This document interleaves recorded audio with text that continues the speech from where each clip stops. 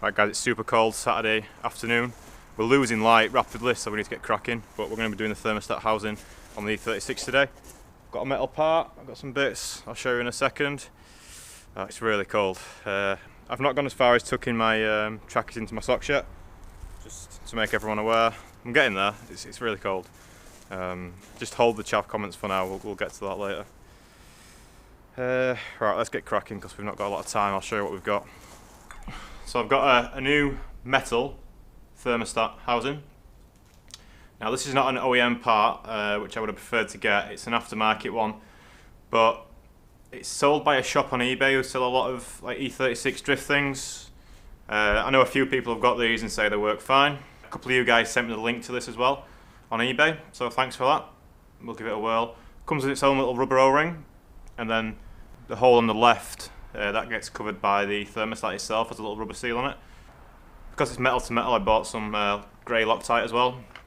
This stuff's really good. I've just had to go to Halfords as well and get a 32mm spanner for the Viscous fan. We've got to take all this Viscous fan off just to get to the thermostat housing. So we've got to get all this plastic off, get this coupling off, get the fan off.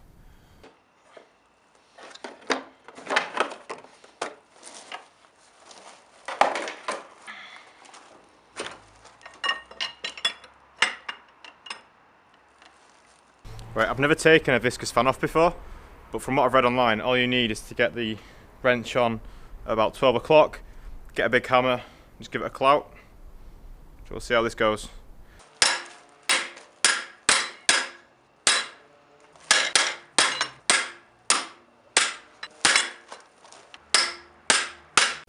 Alright, I'm having some big trouble trying to get this Viscous fan off. Simply hitting it with a hammer just spins the clutch, doesn't do anything really.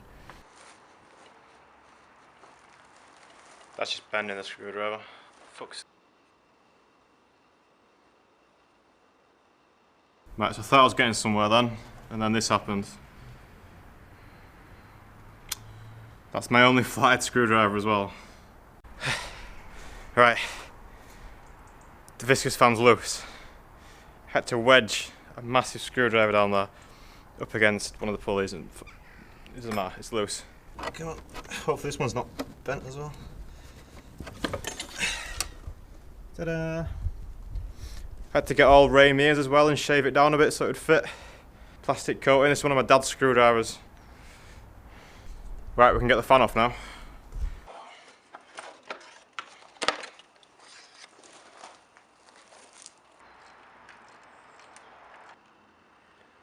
Right guys, this is our cracked plastic thermostat housing. Can you see the crack just here? So yeah, it's only a little crack, but it was enough to do the damage. Hopefully this one doesn't crack.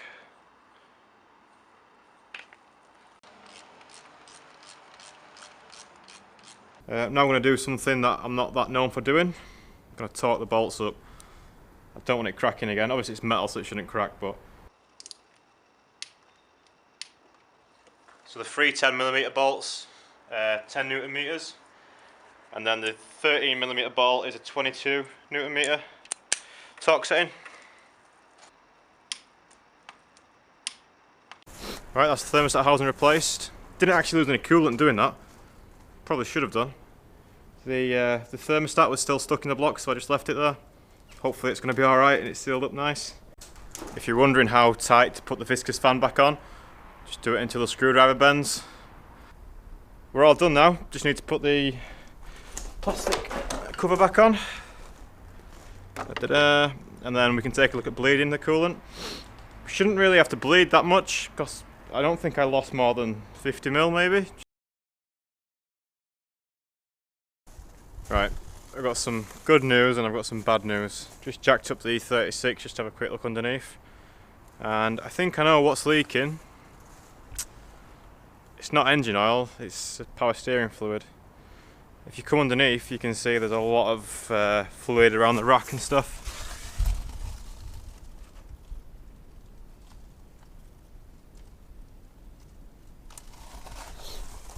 Now it could be that the rack's leaking internally, so the fluid's coming out, running down the boot and then trickling onto the floor out here as you can see. it would explain the steering, why it's so heavy and why Pete couldn't get it bled up properly. So, steering rack goosed. That's definitely not going to be a job I'm going to be doing myself. Just in the gravel. Oh, don't jack your car up on gravel. Bad idea.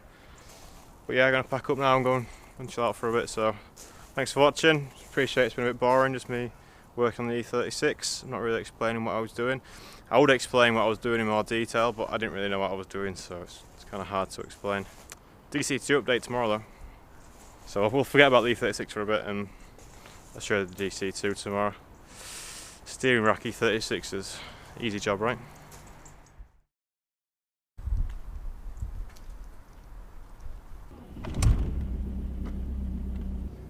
Right, so I've had a chance to sleep on yesterday and I'm a bit annoyed that we need to get a new steering rack on the E36, don't get me wrong, but I did buy it knowing it had an issue with the steering, and Pete had replaced everything but the steering rack, so it was obviously going to happen.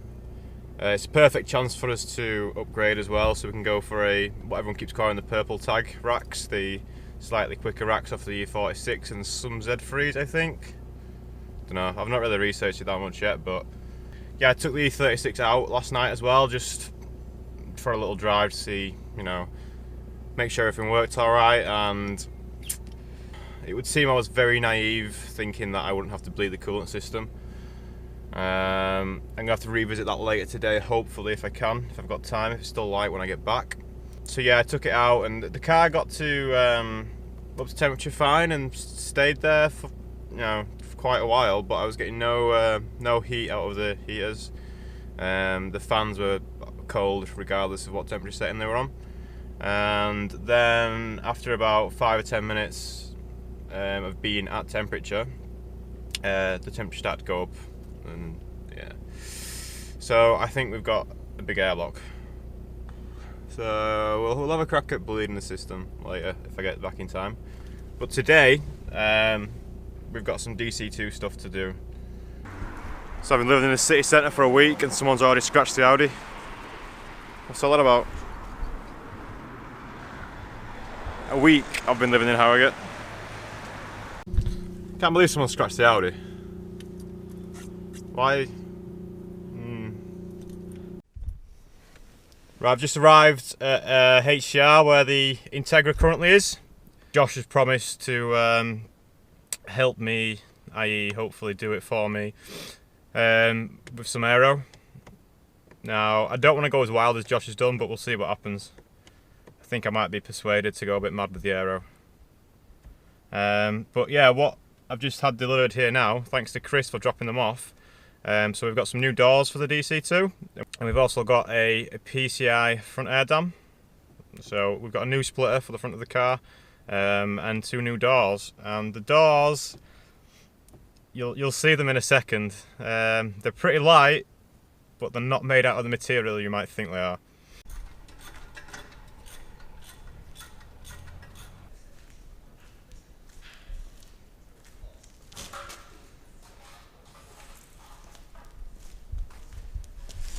So these are the new doors.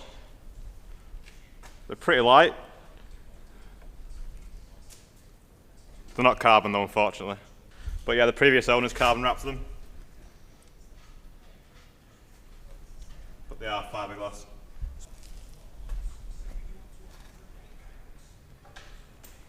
I'm not strong and I can do that, so they're pretty light.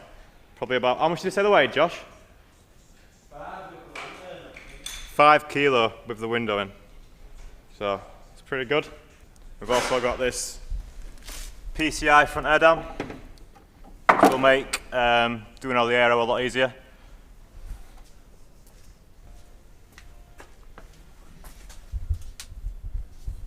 Things are looking pretty sorry in here at the minute. Just took the seats out because they're going in the E36.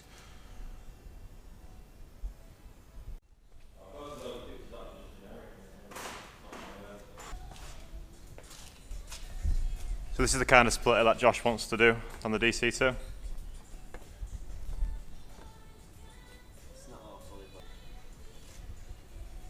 So Josh is just rebuilding this K20 engine for his daily. He's got an EJ9 that he drives every day, and he's decided to put a K20 in it.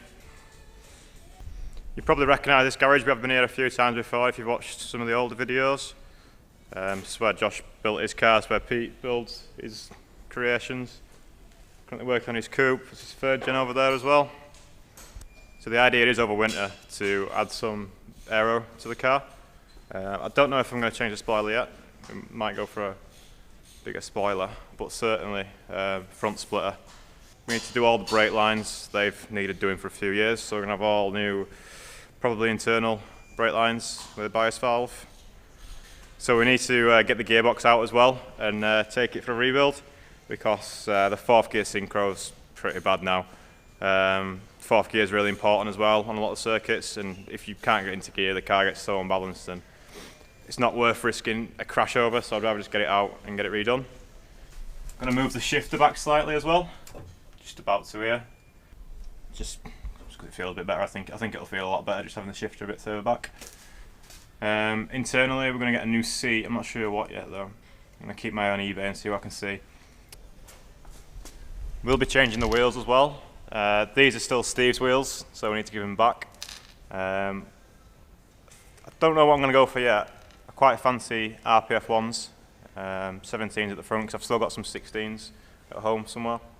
Right, just to show how light these doors are, I'm not very strong, but I'm going to try and lift them up. Oh shit. Yeah. Oh god. Pretty light. Oh. We need to ask people what they think we should call the doors, seeing as though they're like carbon-ish wrap. They're not carbon at all, but think of a good name and let me know.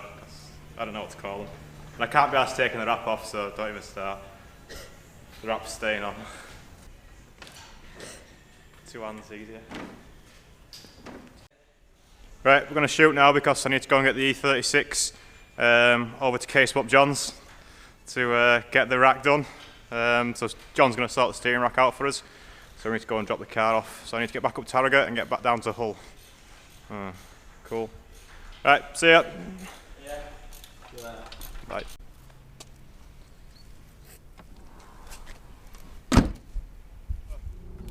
Oh fuck.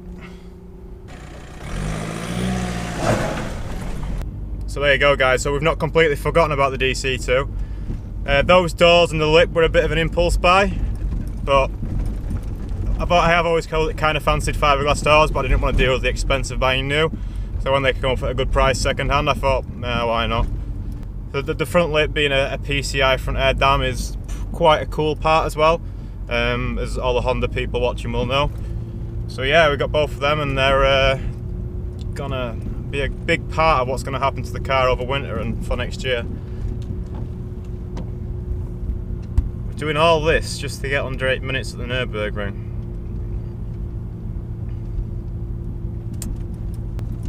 So yeah, not totally forgotten about it, but progress isn't going to be that quick. We're going to take his time over winter. Don't really plan on doing that much anytime soon, really. I want to get the E36 sorted and get on some drift days first.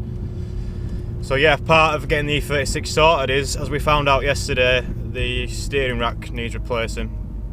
And one of my mates says he can do it no problem, and he'll even find me a rack. One of these purple tag racks, apparently they're a bit faster. Anyone who's into drifting E36s will know all about the purple tag racks.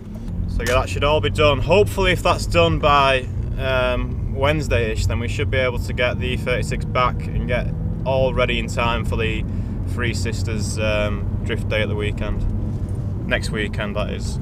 So hopefully. Yeah, now got the drive back to Harrogate, and then we'll get the E36 and drop it off at John's. Right guys, so back at the flat. And what I'm going to do now is going to try and give the E36 a quick bleed in the coolant, because the place where we're taking it to get fixed for the power steering is just under an hour away. So yeah, John's going to fit me a new steering rack, but we need to get the car there first. Hopefully with a quick bleed of the coolant we should be alright to go. As I said, last night I took the car out and there was no coolant leaks, but it still overheated and we had no hot water, so we had no hot air, sorry. So hopefully just needs a bleed, but we'll find out in a second. Right, so when you're bleeding the E36, as with most cars, you have to raise the front. Normally do that by jacking it up, but luckily I've got a nice little slope I can use. What I've done is remove the bleed screw from the top of the radiator, remove the cap from the reservoir, and yeah, just let it get up to temperature. Put some more coolant in it now and give it a few minutes, hopefully it'll be alright.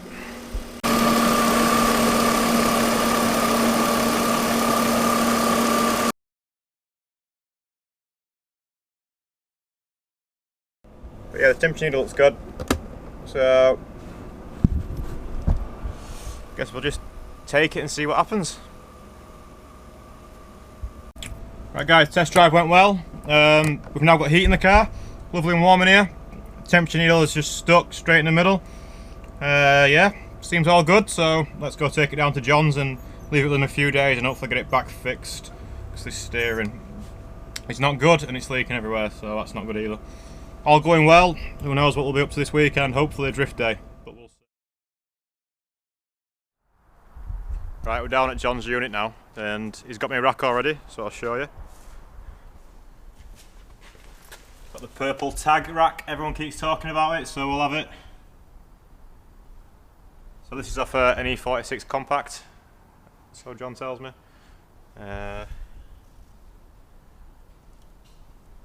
Just gonna leave the car here now and let John do his work. Right, so that's the E36 dropped off. We've got some new doors for the DC2, PCI front air dam. It's been an interesting weekend. So I imagine this is going to be quite a long video, so thanks for sticking with us to the end. All going well. We'll get the E36 back around Wednesday time. We'll be able to get the Recaros in, which are still in the back. Let's get the Recaros in and then we'll be off to Three Sisters on Saturday. All going well. We'll have his first go at drifting. So that'll be the next video, if it happens. If not, oh. Yeah, keep up to date with me on Twitter. I'll let you know what's going on. If not, I'll see you next time.